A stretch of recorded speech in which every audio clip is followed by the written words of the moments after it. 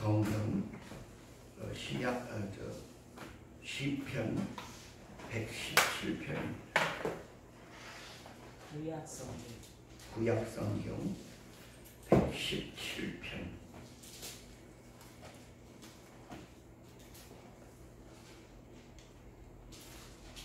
성경 중에 가장 짧은 장 두 절로 이루어진 장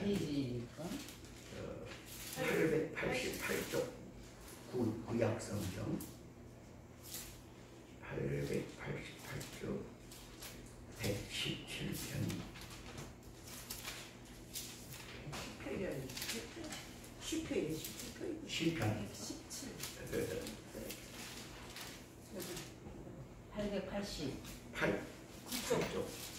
8쪽 117편 찾으셨으면 아멘. 다 같이 공독합니다. 너희 모든 나라들아 여호와를 찬양하며 너희 모든 백성들아 저를 칭송할지어다. 우리에게 행하신 여호와의 인자하시니 크고 진실하시니 영원하리로다. 할렐루야. 아멘. 이번에는 신약 성경 데살로니가 전서 5장으로 가겠습니다. 데살로니가 전서 5장. 페이지 수는요, 페이지? 예, 332쪽. 5쪽. 333쪽. 이게 성경이 조금씩 그 편집이 달라서 페이지 수가 다른 신약 333쪽을 찾으시면 데살로니가 전서 5장 18절입니다.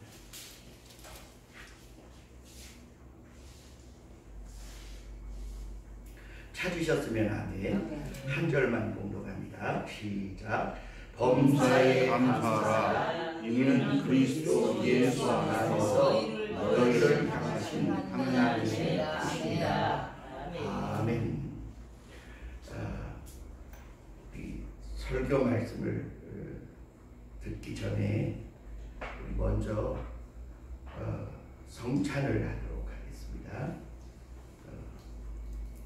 하나님 앞에 진정한 감사의 삶을 사니가 누구냐? 예수님이시고요. 가장 가치 있는 삶을 사시니가 누구냐? 역시 예수님이십니다. 하나님은 우리에게 모범을 안 보여주시고 우리에게 사랑하며 살아라, 감사하며 살아라 그러신 분이 아니고 최악의 조건에서도 감사하며 가치 있는 삶을 사시니가 예수님이십니다. 이 성찬식은 예수님이 십자가에 달리시기 전날 저녁에 너희는 이것을 행하여 나를 기념하라 그러셨어요. 여기 기념하라는 말은 단순히 기억하라는 말이 아니라 너희가 내 살과 피에 동참함으로 내 삶과 나의 정신의 삶을 너희의 삶에 접목하여 살아라 그런 뜻입니다. 오늘날 많은 이들이 성찬식을 하면서도 그것을 그냥 형식으로만 갖는 경우가 있는데 그러면 안 됩니다. 그리스도의 삶에 내가 동참하겠다라는 뜻으로 성찬식에 동참하시면 좋겠습니다. 우리 한 집사님과 사모님 나오셔서 분병과 분잔을 도와주시면 감사합니다. 먼저 잔과 떡을 다 받으시고 함께 기도하신 후에 함께 받도록 하겠습니다.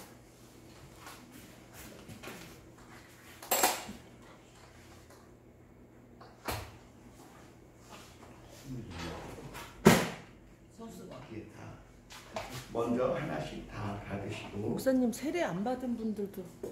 세례 안 받으신 분 없어요? 목사님 저 한 가지 여쭤볼 게 있어요. 네, 말씀하세요. 제가 다 빠져져 있어. 제가 어릴 중학교 때 침례교회에서 물세례를 받았거든요. 그건 동참하시면 돼요. 침례였는데 선교 활동을 하신 분들이 개척을 하신다고 물세례 받으셨다고. 괜찮아요. 단독에서 그럼 당연히 동참하시죠. 예배를 하고 물을 이렇게 욕조에다가 머리를 이렇게 감기는 그런 적이 있었어요. 제가. 그건 세례가 맞습니다. 세례. 받으세요. 아니 네. 물론 그렇다는 얘기를 드린 거예요. 네. 이거 마시는 거죠? 아직 잡수지 마시고 이렇게 받으시고 이렇게 하나 괜찮아요. 더 하나 더 받으세요. 받으세요. 예. 다 받으셨어요? 그러면 잠시 기도한 후에 우리 함께 드시도록 하겠습니다. 저기 사모님하고 집사님도 하나씩 고기 받아 놓으세요. 자기 상에다 놓으세요. 자기 자리에다가.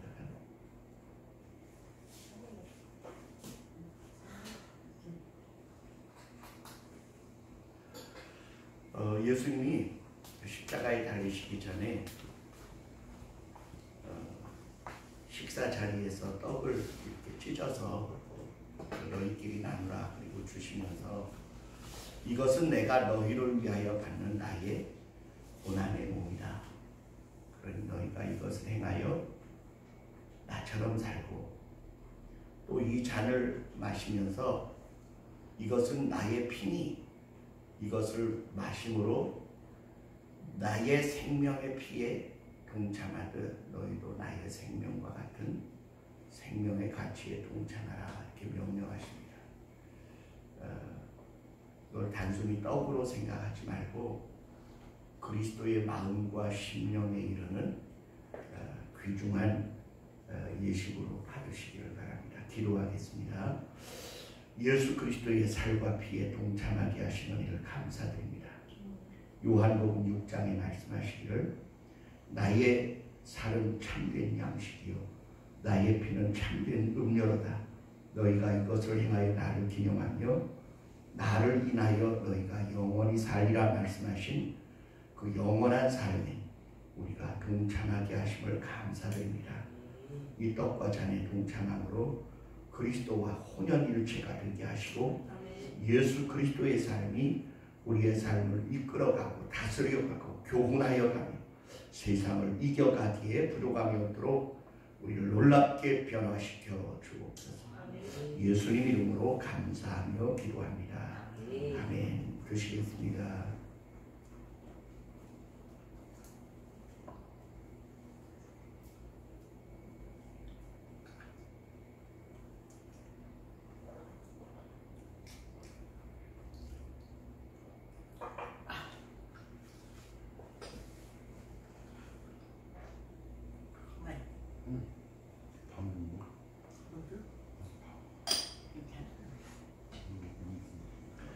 초대교회 성도들은 이 성찬식을 식사처럼 했습니다.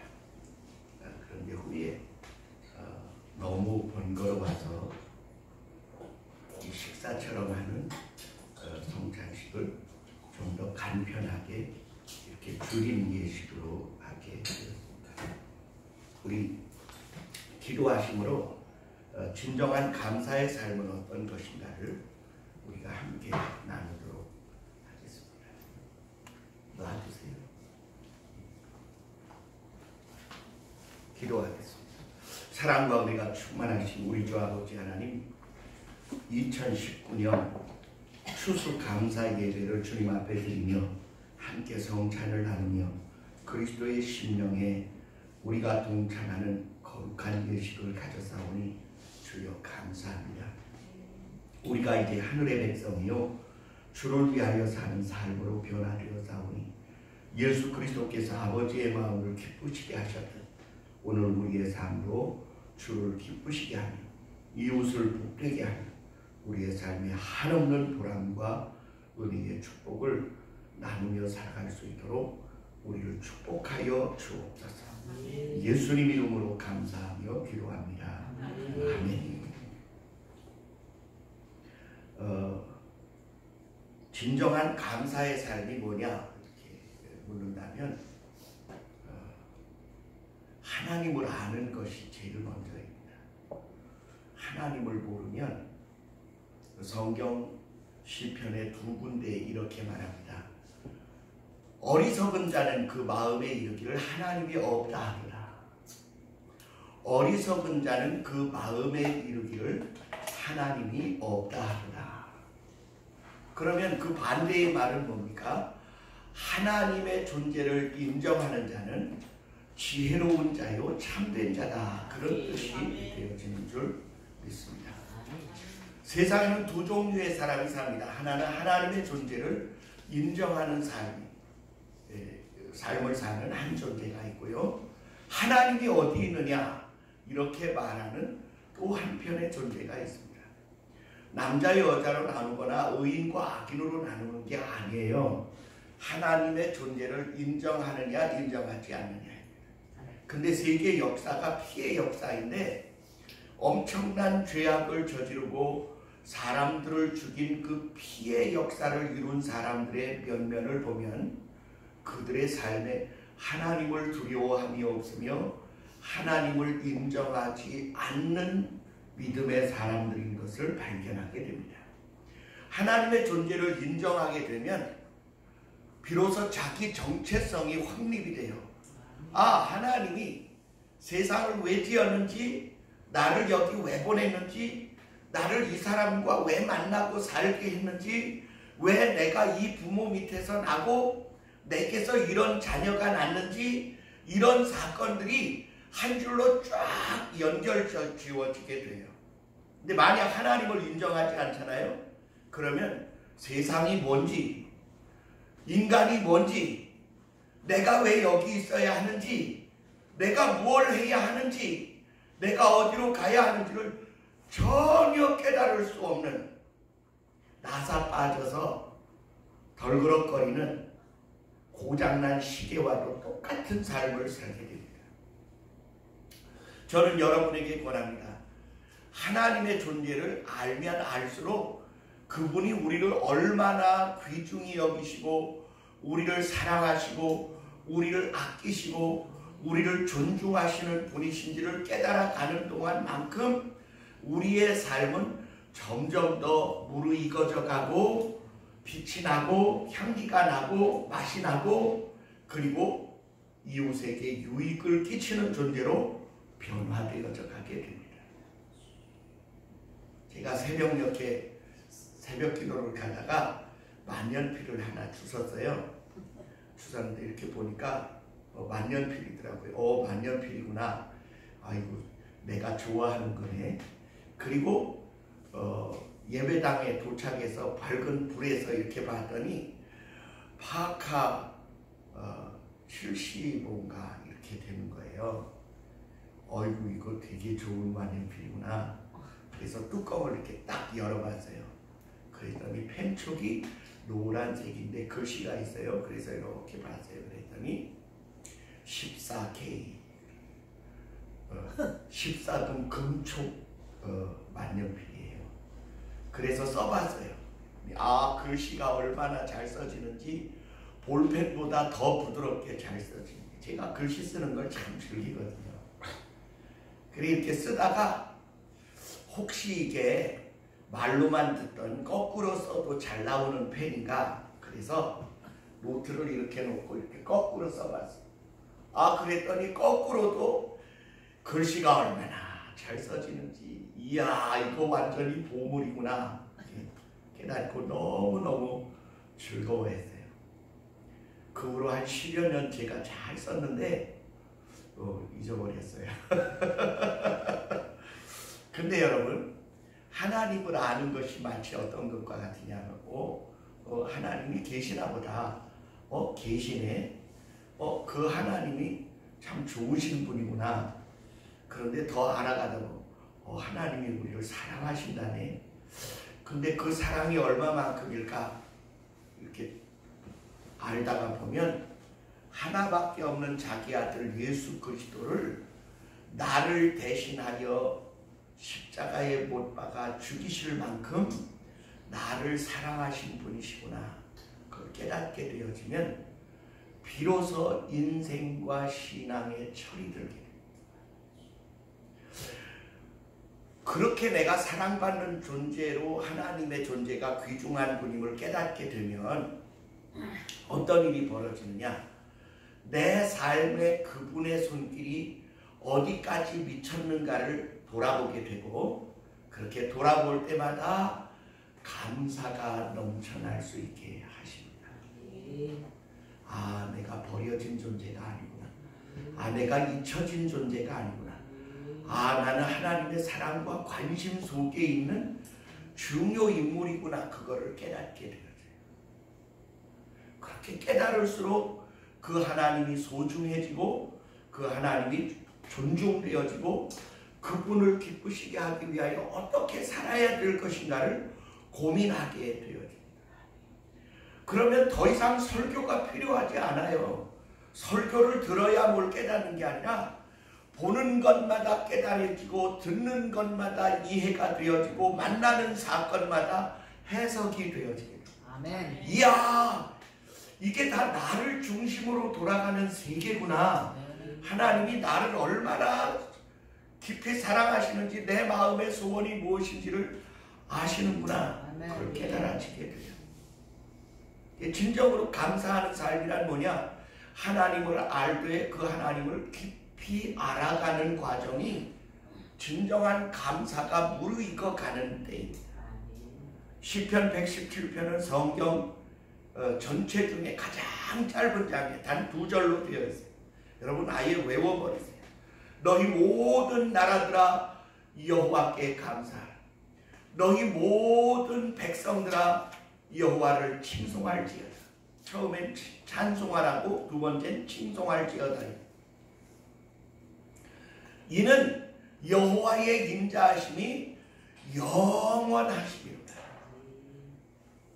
하나님의 인자와 긍휼과 자비하심이 영원히 우리에게 주어지기 때문에 우리는 그분을 찬송하지 않을 수 없고 감사하지 않을 수 없고, 그리고 그분이 내게 행하신 선하신 일을 칭송하지 않을 수 없다. 여기 칭송이라는 말은 나 같은 죄인을 버리지 않고 부르셨구나. 나 같은 죄인을 지옥의 저 아랫목에 처박아 두지 않고 나를 꺼내어 하나님의 사랑받는 은혜의 자리에 세우셨구나.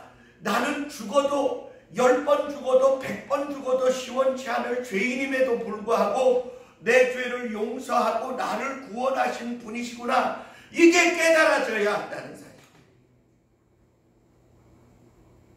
그래서 나의 옛 부끄러운 죄가 생각날 때마다 그 하나님의 은혜가 감사하고 또 감사해야 돼요. 그래서 칭송이라는 말은 이런 겁니다. 나 같은 죄인 살리신 그 은혜 놀라와 잃었던 생명 찾았고 광명을 얻었네. 나 같은 죄인을 사랑하고 용서하시기 위하여 주님은 얼마나 가슴 아프고 속상하고 미칠 것 같으셨을까? 그런 은혜가 감사해서 내 입으로 표현되는 거예요. 찬송으로 표현되고 기도로 표현되고 감사로 표현이 되어지므로 진정한 감사가 하나님께 드려져요. 이사야 43장 6절은 이렇게 표현합니다. 7절은 내가 창조한 내 백성을 오게 하라. 나는 나의 찬송과 나의 영광을 위하여 저들을 지었다. 이렇게 말하고, 이사야 43장 21절로 가면 내 백성을 내게 오게 하라. 이는 내가 나의 찬송을 부르게 하려 함이라. 이렇게 말합니다. 우리 한번 따라합시다. 하나님이 인생을 창조하신 것은 예배와 경배와 찬양을 받으시기 위함이다. 아멘. 오늘 우리가 감사하고 기뻐하는 것은 하나님이 나를 지으신 진정한 삶의 목적을 내가 발견하는 거예요. 요즘 이렇게 말하죠. 사회적 기업 뭐 이렇게 얘기하는데, 기업이 돈을 많이 벌면 번 만큼 사회에 일정액을 기부해서 많은 사람들에게 유익을 끼치는 삶을 살아라. 근데 그거 잘 해요, 안 해요? 잘 안 해. 왜요? 내가 번 내 돈을 왜 내놓으라고 그러느냐고. 정당하게 매긴 세금도 다 내고 싶지 않은데 뭘 더 내놓으라고 그러느냐고 이렇게 이야기해요. 그런데 그거는 강제적으로 국가가 법으로 만들고 권장을 하는 일이지만 기독교는 다릅니다. 기독교는 헌금하세요, 헌금하세요. 헌금 많이 하면 많은 복 받습니다. 그게 아니에요. 하나님이 진정 내게 원하시는 것은 헌금이 아니라 예배예요. 이렇게 예배당에 나와서 드리는 예배만 예배냐? 그게 아니에요. 예배하는 자세처럼 우리의 삶에 만나는 모든 사람, 모든 사건, 모든 정황, 모든 형편에서 그 하나님께 받은 사랑을 베풀고 나누고 선포하고 섬기는 거예요. 성경 미가서를 보니까 미가서에 이렇게 기록되어 있어요. 미가서 7장으로 6장으로 가면 6절로 가면 하나님이 내게 무엇을 원하시는가? 그래 미가라는 선지자가 이렇게 말해요. 하나님, 내가 천천의 강수 같은 기름과 만만의 수양을 가지고 주님 앞에 나아가면 하나님이 나의 예배를 기뻐하실까? 아니면 내 아들을 제물로 드리면 기뻐하실까? 아니면 내 몸의 열매를 드리면 기뻐하실까? 그런데 주님은 말씀하십니다. 인자야, 내가 원하는 건 제사와 제물이 아니라 내가 원하는 것은 하나님을 인정하고 인애를 행하고 공의를 행하며 나와 겸손히 함께 행하는 것이 아니냐. 호세아 6장 6절에도 동일한 말을 합니다. 나는 제사를 원치 아니하고 인애와 긍휼을 원하느니라 이렇게 말씀하고 있습니다. 그 말이 무슨 뜻이냐면 우리가 성전에 나와서 11조 드리고 감사예물 드리고 주일 예배 드리고 선교헌금 드리고 구제헌금 드리고 그리고 찬송 크게 하고 막 기도 많이 하고 그리고 말씀 듣고 아멘 아멘 그렇게 하고 하나님을 기쁘시게 하는 것처럼 예배를 드리는 그 예배가 다라고 생각하면 착각하는 거예요. 예배는 어디서 드리느냐? 첫째는 예배당에서도 예배하지만 우리의 삶의 전부가 예배가 되어져요. 아멘. 그러면 교회 와서 저한테 잘해주시잖아요. 저한테만 잘하시지 마시고요. 옆에 있는 사람한테 잘하세요. 아멘. 옆에 사람 쳐다보세요. 한 집사님 우리 김계인 권사님 쳐다보시고 상원님 우리 선생님 쳐다보시고 저기 임선미 씨 남편 쳐다보시고 사랑합니다. 시작. 사랑합니다. 내가 당신을 내 몸처럼 사랑하겠습니다. 시작. 내가 당신을 내 몸처럼 사랑하겠습니다. 그냥 입에 발린 말이라도 듣기 좋죠. 아니요. 왜 못해? 원의 일치가 돼야 돼요. 절대로. 아 그래도요. 말부터 먼저 하고 그 다음에 아니요, 말부터 앞서면 안 돼요. 절대로 말부터 앞서. 근데 이 목사는 말부터 먼저 하잖아요. 자 이제 보세요. 우리가 만나는 모든 사람을 내가 만나고 싶어 만난 게 아니에요. 이 부분을 제가 오늘 확실히 해드릴게요. 여러분이 대한민국에 태어나고 싶어서 태어나셨습니까? 부모를 선정해서 태어나셨습니까?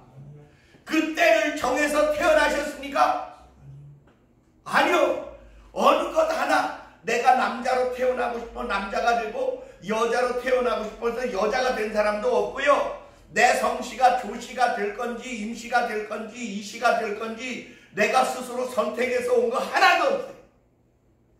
이거 절대적으로 일방적으로 하나님이 나를 이 땅에 골라서 정해서 지정해서 그 자리에 딱 보내신 거예요. 믿으시면 아멘. 그럼 누가 보내셨다고요? 하나님이. 내가 정했다고요? 하나님이 정했다고요? 하나님이. 그러면 하나님이 지금 이 사람을 내 옆에 딱 놓은 게 하나님 뜻일까요? 내 뜻일까요? 하나님 뜻이에요. 그러면 어떻게 해야죠?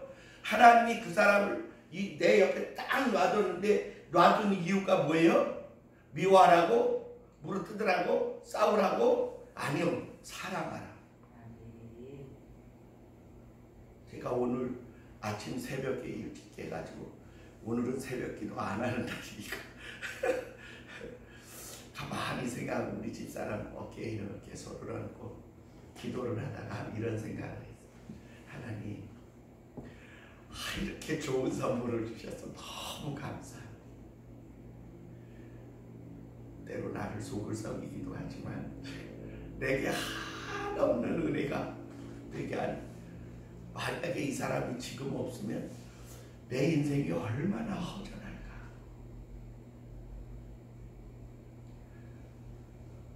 정말 감사하더라고요. 그래서 하나님 감사합니다. 내가 진짜 이 사람을 사랑하며 살게 해주세요. 여러분, 우리가 만나고 지정되어진 자리에 있는 것은요, 내 뜻과 의지가 전혀 반영되지 않은 사건입니다. 그리고 하나님이 나를 어떤 사람과 딱 만나게 하잖아요. 그 만남이 우연한 만남이에요. 아멘. 불가에서는 이렇게 말해요. 옷깃만 스쳐도 그것이 인연인데 그것은 억겁의 인연이 있어서 만난다. 그런데 그거는 그 사람들이 말하는 윤회관에 대해서 말하는 것이지만 우리는요, 하나님의 깊은 의미와 뜻과 계획이 있어서 우리를 만나게 하신 거예요. 그래 오늘 저는 여러분에게 범사에 감사하라는 부분을 말씀드리고 싶습니다. 범사가 뭔가요? 따라합시다. 모든 일에, 어떠한 일에도, 예. 어떠한 정황이든 어떠한 사건이든 어떠한 상황이든 모든 일에 감사하라는 거예요. 아이고 하나님, 그걸 어떻게 감사할 수 있습니까? 예, 감사해야 하는 이유를 제가 오늘 분명히 알려드리겠습니다. 첫째, 바울이라는 사람이 신약 성경 13권을 썼어요. 성령의 충만해서. 근데 그 바울에게 많은 제자들도 있었고요. 바울을 통하여 수많은 사람들이 구원을 받고 치료를 받고 은혜를 받고 성령의 충만함을 얻게 됩니다. 그런데 그렇게 가는 곳마다 하나님의 능력과 기적과 은사와 은혜를 나타내는 그분이요, 몸에 병이 있었어요. 사단의 가시라고 표현하는 이 병이 뭐냐면, 한번 따라합시다. 간질. 간질하는 사람 보셨어요? 저는요 16살짜리가 간질하는 현장에 있었어요. 아이가 거품을 물고 쓰러져서 막 움직이는데 어디서 그런 힘이 나오는지 사람들이 팔다리를 아무리 잡아도요 다 같이 흔들려요. 그리고는 정신이 없어요. 그래 어느 목사님이 막 이 명치에다가 손을 대고 간절히 기도를 하는데도 이 발작을 안 멈추는 거예요. 거의 한 30분을 그렇게 발작을 하는 걸 보고 제가요 마음속으로 기도하기를, 하나님 불쌍하지 않으세요? 불쌍하지 않으세요? 쟤 좀 어떻게 고쳐주세요. 그런데 그 아이가 결국 그 후 한 2년 후에 들에 나갔다가 발작을 하느라고 이 논물고에 그만 빠져서 물에 빠져 죽었어요. 발작하는 순간에 이 논물고 도랑에 얼굴이 박히는 바람에 숨을 못 쉬어서 죽은 거예요. 그 아이가 한 30분 그렇게 발작을 하고 나서 숨을 쉬면서 제정신이 돌아오는데 그때가 학생들이 거의 한 20-30명이 둘러서서 그 광경을 봤는데 아이가 그렇게 무참해하고 창피해하고 막 부끄러워 죽으려고 해요. 그래서 괜찮아. 그게 너 잘못 아니잖아. 이렇게 위로를 했는데 바울에게요 간질이 있어요. 어떤 사람은 안질, 이 눈에 눈곱이 자꾸 끼는 거다 그렇게 말하는데요. 아니에요. 사단의 사자라는 말이 간질이에요. 아니 소경의 눈을 고치고 벙어리를 말하게 하고 안전뱅이를 일으키고 중풍병자를 낫게 하고 세상에 그런 능력과 기적의 역사를 행하며 하나님 말씀을 전하다가 어느 한순간 발작을 하면 쌓아뒀던 은혜가 다 망가져요. 그러니까 바울이요 의원아 너를 고치라 너 병부터 고쳐라 그러는 말처럼 참담하기 이를 데가 없는 거예요. 그래서 하나님을 향해 3번이나 간절히 기도했다는 거예요. 주님 내 병 좀 고쳐주세요. 뭡니까 이게 뭡니까? 은혜 다 끼쳐놓고 하나님의 영광을 다 드러내놓고 내가 발작을 하면 저들이 내가 전한 그 말씀의 은혜는 받았는지 모르지만 나는 뭘로 알겠습니까? 참담하기 짝이 없는 거예요. 그런데 주님이 대답하시기를 뭐라고 말씀하시느냐 하면 내 은혜가 내게 족하리라. 그 말은 고쳐주시겠다는 얘기예요? 안 고쳐주시겠다는 이게 말이 돼요? 주의 영광을 위하여 그토록 죽기 살기로 복음을 증거하고 돌에 맞아 죽은 줄 알고 내다 버린 게 2번 40에 하나 이 태장으로 맞는 죽기 직전까지 가는 매를 5번 맞았어요. 그리고 밤낮 쫓겨다니고 도망다니고 그리고 복음을 증거하고도 발작을 하게 되면 은혜 받았던 사람들이 다 떠나가. 그래서 브리스길라와 아굴라와 같은 사람은 바울의 그 믿음에 감동돼서 그의 제자가 되고 나중에는 눈이라도 떼어주기를 원하고 목숨이라도 대신하기를 원했지만 바울의 그 고통은 전이가 되지 않았어요.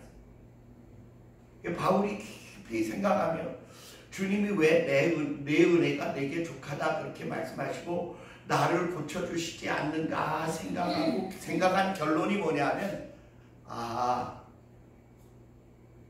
내가 저들에게 전파되어지고 교만하여 내가 버려짐을 당할까봐 하나님이 이것을 치료하시지 않는구나. 또 하나는 내가 많은 능력과 은사를 행하고 가장 능력과 기적이 많이 나타날 때가 바울이 심히 연약할 때 나타난다. 바울이 막 싱싱하고 지혜가 충만하고 똑똑해서 막 헬라 철학을 가져다가 소피스트들을 굴복시키고 궤변가들을 막 무참하게 짓밟을 때 아무 능력이 안 나타나서 아덴시에서는 전도가 안 됐다는 거예요.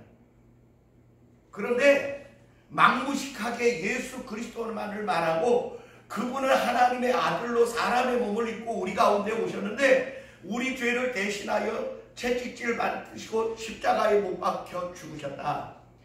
그분을 믿기만 하면 너희 죄가 용서되는 것은 하나님이 너희의 죄를 그 아들에게서 피값을 받으셨기 때문인데 그 아들을 믿기만 하면 내가 구원을 얻는다. 그러니 예수 믿으라. 이렇게 말하면 그 예수 나 본 적도 없는데요. 아니 그런 법칙을 누가 세웠대요? 누구의 정리입니까? 누구의 논리입니까? 뭐 이런 거 안 따지고 사람들이 믿는 거예요. 그래요, 나 죄인 맞습니다. 내 이 죄를 회개하려면 깨끗하려면 그 예수라는 분 믿으면 된다고요? 그러면 어떻게 하면 됩니까? 나 따라 하세요. 하나님, 나 죄인입니다. 예수님이 내 죄 때문에 죽으셨다는데 나의 죄를 용서해 주시고 나도 예수님 따라 살기를 원하오니 나를 하나님 자녀 삼아주세요. 그렇게 하면 된다. 그래요. 그럼 나도 믿겠습니다. 나도 믿겠습니다. 역사가 막 나타나는 거예요. 똑똑하고 잘나고 위대한 어떤 것들을 할 때는 역사가 안 나타나는데 막 무식하게 보잘것없이 선포할 때는 하나님의 능력이 막 나타나는 거예요. 그래서 깨달은 게 하나님, 나의 교만과 나의 지식과 나의 지혜를 의지하지 말라고 이 사단의 가시를 내게 주셨군요. 주님, 내가 높아지지 않겠습니다. 교만하지 않겠습니다.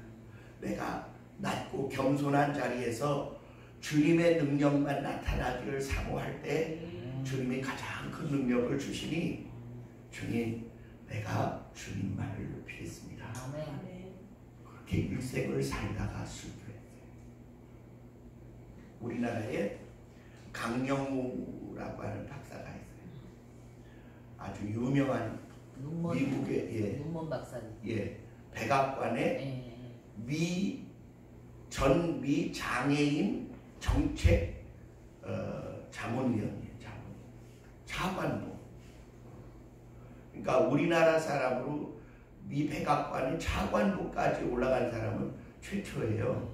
근데 이분이 중학교 때 축구를 하다가 공을 머리에 맞았는데 눈이 멀었어요. 아버지 어머니가 그 충격으로 다 돌아가셨어요. 동생들이 줄줄이 셋이나 딸렸어요. 그런데 자기가 맹인이 됐으니 이거 어떻게 하면 좋아요? 하나님 앞에 울고 불고 원망하고 불평하고 낙심하고 좌절하고 자살도 해보려고 무수히 시도했는데 안 됐어요. 그래도 살아야지. 그래도 내 동생들에게 짐이 되지 말고 도움은 돼야지. 그래 죽기 살기로 결심해 그 점자 공부를 하고 결심을 하고 공부를 해서 아내도 잘 만났어요. 맹인 도와주러 온 이대 출신 그 눈앞을 되는 사람을 하나님이 맺어주셔서 결혼을 해요. 그리고 박사가 돼요. 동생들을 다 박사와 석사와 교수를 만들었어요. 이분이 한국에 와서 간증을 하기를, 여러분, 제가 소경이 안 됐더라면 나는 그저 평범한 한 아내와 자식 몇을 키우는데 간신히 먹고 사는 정도의 사람이 됐을 거라고 생각하는데 하나님이 내게 소경이 되게 하는 이 아픔을 주셨는데 이걸 통하여 남보다 더 열심히 일하게 하고 헛된 거 바라보고 쫓아가지 않게 하심으로 하나님이 이 소경이 된 사건을 내게 은혜가 되게 해주셨습니다. 그래서 나는 내가 소경된 것을 지금 후회도 하지 않고 원망도 하지 않고 불평도 하지 않습니다. 오히려 나는 맹인이 된 이 사건을 하나님 앞에 감사합니다. 성경은 이렇게요. 사람이 살아가는 동안에 만나지는 사건들과 그 결과들에 대하여 아주 잘 설명해 주고 있어요. 요셉이 형들에게 미움을 받아서 마른 우물에 던져 죽을 뻔하다가 노예로 팔려가요. 그 사건들 자체가 요셉에게 있어서는 말할 수 없는 고통과 괴로움과 원망의 조건이었는데 하나님은 그를 그 고통 가운데에서 보호하시고 인도하시고 축복하시고 훈련시키셔서 애굽의 총리 대신이 되게 하고 자기 가족과 민족의 위대한 구원자가 되게 하십니다. 그래서 범사가 감사해야 하는 이유는 뭐냐? 때로 우리는 달콤한 것만이 은혜인 줄 아는데 그렇지 않아요. 때로는 우리에게 아픔이 되고 때로는 우리에게 말할 수 없는 부끄러움과 창피함이 온다 할지라도 하나님은 그것이 내게 필요해서 내 삶의 약으로 주시고 방향 전환의 키를 삼으시고 내 삶의 은혜와 기쁨과 승리가 되게 하시기 위한 고육지책이 되실 수 있다는 사실. 한번 우리 따라합시다. 주님, 내게 주신 내 삶의 무거운 십자가가 원망과 불평이 되지 않고 감사와 찬송이 되게 하옵소서. 아멘. 예수님은 벌거벗김 당하고 채찍질 당하고 십자가에 달려 죽으신 사건이 우리 구원의 증표가 되어져서 세계에서 가장 사랑받는 상징이 십자가 아닙니까? 목걸이 하잖아요. 반지 하잖아요. 귀걸이 하잖아요. 왜입니까? 가장 끔찍하고 가장 잔인하고 가장 흉측한 사형의 틀이 사랑의 표시가 되게 하신 것은 하나님의 범사에 감사케 하신 은혜인 줄 믿습니다. 저는 오늘 감히 선포합니다. 예수 안에 있는 사람들은 어떠한 일을 만나든지 그것이 흉사이든지 기쁨이든지 관계가 없이 다 감사가 되게 하시기 위한 하나님의 축복인 줄 믿습니다. 그런 면에서 이사장님 몸에 아픔이 왔잖아요. 그것 또한 감사가 되게 하세요. 그 아픈 것보다 더 큰 하나님의 은혜가 발견되어지고 내 삶의 문제들이 정리되어지고 그래서 하나님 기뻐하시는 나머지의 삶을 살 수 있도록 내게 전환점, 터닝포인트가 되게 하셨다. 그렇게 믿으시면 우리의 신앙에 놀라운 도약과 발전이 이루어질 뿐 아니라 어떠한 경우에도 흔들리지 않는 굳건한 믿음의 승리자가 되어지게 하실 줄 믿습니다. 기도하겠습니다. 사랑과 은혜가 충만하신 주님, 콩나물을 시루에서 자라서 바람과 추위와 더위를 당하지 아니하지만 거기에서는 열매를 기대할 수가 없습니다.